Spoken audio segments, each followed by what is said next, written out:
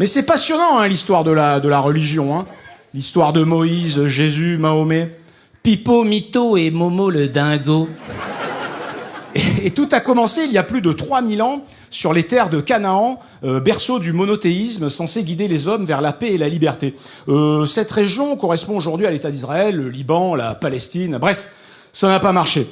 Donc, il y a un peu plus de 3000 ans, un petit groupe de Cananéens, qui n'étaient autres que les premiers Israélites, hein, les premiers Juifs, se sont échappés du joug des Égyptiens et ils ont écrit la Bible hébraïque. Alors, ils n'ont pas vraiment écrit la Bible hébraïque, c'est-à-dire qu'ils ont chouravé des vieilles histoires égyptiennes, babyloniennes et sumériennes, et avec ça, ils ont fait la Bible hébraïque. Déjà, à la base, le truc, c'est un énorme plagiat, on dirait la carrière de Gad Elmaleh. Hein. Bon, bref.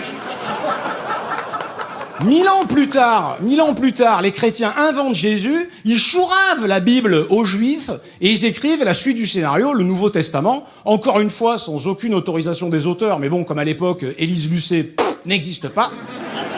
Tout ça se termine dans un bain de sang, avec notamment les Romains qui disent que cette histoire est à chier, mais qui finiront plus tard par devenir les plus gros ambassadeurs du christianisme, au point de le faire basculer dans l'obscurantisme, la mafia et la bolognaise. Et ce n'est que 600 ans après Jésus-Christ que les musulmans se pointent, t'as Momo le dingo, il arrive comme ça, il chourave les deux bouquins à Pipo et Mito, il les mélange à la sauce harissa en changeant les noms, tu sais, et il invente définitivement le téléphone arabe.